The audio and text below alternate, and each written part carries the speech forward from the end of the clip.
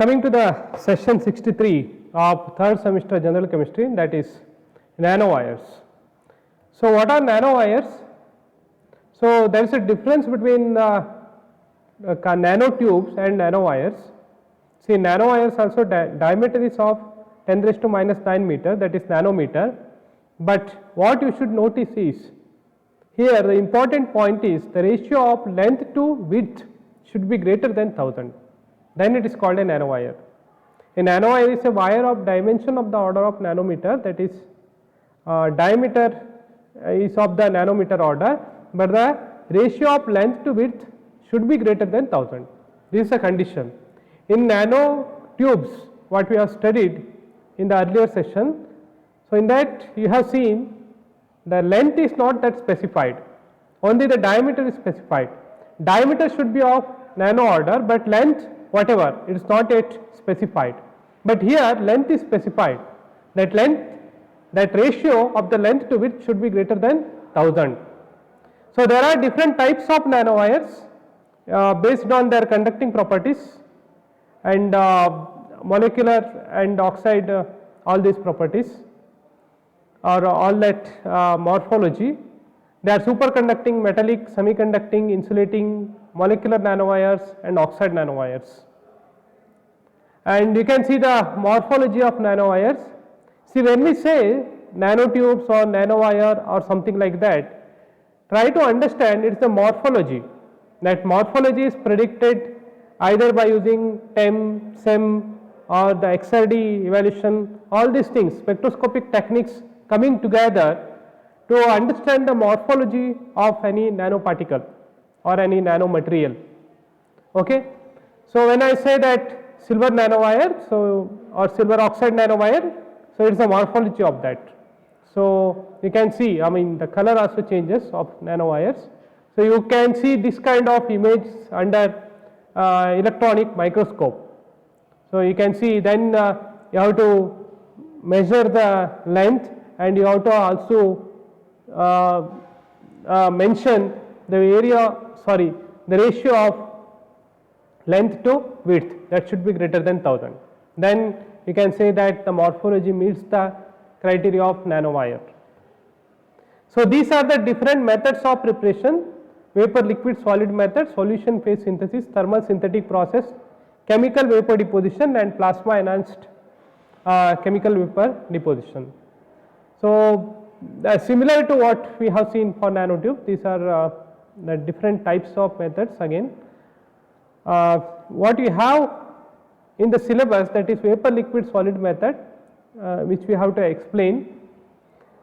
We can consider one example, that is silicon nanowire, how silicon nanowire is made using vapor, liquid, solid method. So vapor, liquid, solid method, simply it involves the formation of nanowire on some solid. So it is in the form of vapor you will infuse, and it will develop in the form of liquid and then be converted to solid. So what will you do here? You take silicon wafer, if you want to develop silicon nanowire, then put a gold nanoparticle deposition on it, the gold liquid drop, if you can consider that you have to put, then you pass the silicon vapors. So this is solid now, this is liquid, now you have to pass the silicon vapor. So hope you have understood, because this is why the term vapor, liquid, solid method, because you have a solid on which you put a liquid, then vapor will pass into that. Because now we can, now how will you do that? Silicon vapors by converting silicon chloride to silicon in the presence of hydrogen and catalyst. Okay, you can convert silicon chloride to silicon vapors. So that silane gas reduced into silicon vapor, that is this silane gas is converted to silicon vapor. Now we will pass through, we will infuse this gold and we will start developing here. You can see, so once it gets inserted, gold will go at the top, it will act as a cap, it will act as a cap. You can ask the question why gold is needed, because gold can easily be lifted by using silicon being heavier. or higher in weight, and gold will be lifted and gold will act as a cap. In order to, there are various factors which come into picture now, because to maintain the purity also this gold is very important. So now silicon will start depositing, that in the form of vapor, then it will be converted to liquid and then gas. At the end it will be solid, because solid nanowire you will get, crystalline nanowire. So it will start developing, it will increase in size, it will go on increasing, at the end you will get that nanowire with a gold cap. Okay, you can see here silicon dioxide on which you have put gold, and then you pass the silicon vapors, vapors will get infused into this and gold will lift up.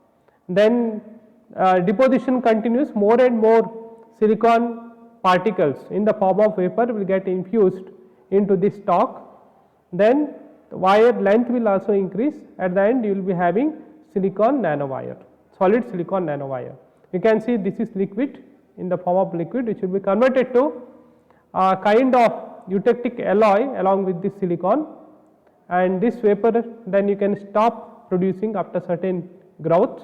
So you will be having silicon nanowire. That is one simple method using vapor liquid solid method to, this is how we can develop silicon nanowire. Now coming to the application of nanowires, so they find numerous application in electronics and again in medicines and biotechnological. So transistor and electrical devices, quantum computers, this is an important application of nanowires, catalyst, drug delivery, nano electrochemical devices, etc. So that's all about nanowires, what is described, what is mentioned in your syllabus, and please go through these interesting references, specially designed for nanotechnology, and there are various videos which you can watch, and there are some beautiful animated videos which you can, by which you can understand this development of this nanowire. So if you see some animated video, you will understand better. So that's all about nanowires. Thank you for watching.